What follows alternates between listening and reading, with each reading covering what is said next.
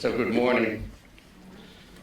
And what a thrill it is to be here today and to see this building become a reality. I'm so proud to have been asked to speak here this morning. I'm especially proud of this museum and the contribution it will make to humanity.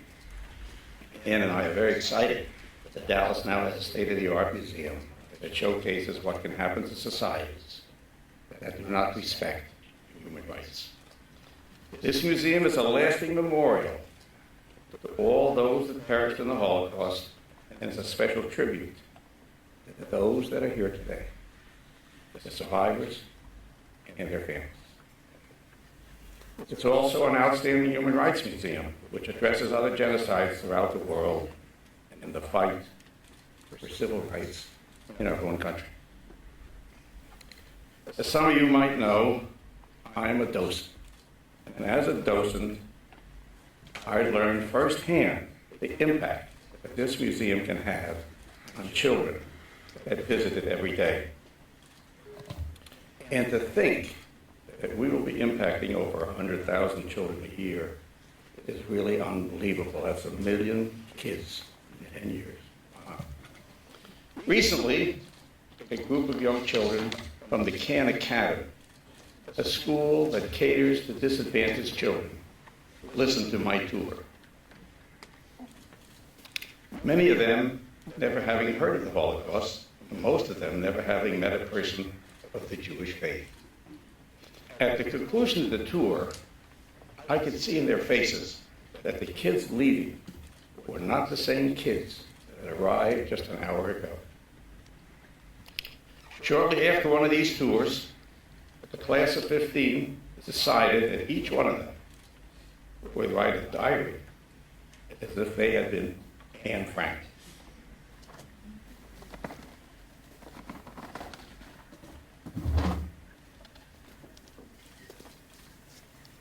Anne Frank, as you know, was a young Jewish child who hid in the attic with her family. Anne Frank was for 3 years hiding, and she kept a diary of her thoughts, only to be arrested and die in the concentration camps 6 months before the war ended.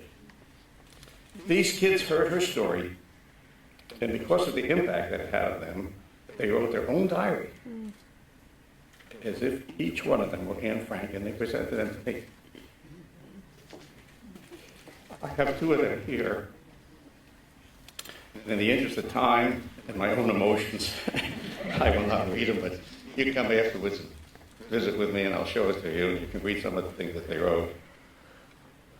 They are certainly testimony of the impact that this museum can have upon the children that visit it. I have learned that there are many atrocities throughout history, and many of them are depicted in this museum. But the Holocaust stands out unlike any other. The Holocaust, where 6 million innocent people died, occurred because thousands of individuals, organizations, and governments made choices that not only legalized discrimination, but also allowed prejudice, hatred, and ultimately mass murder to occur for more than 10 years.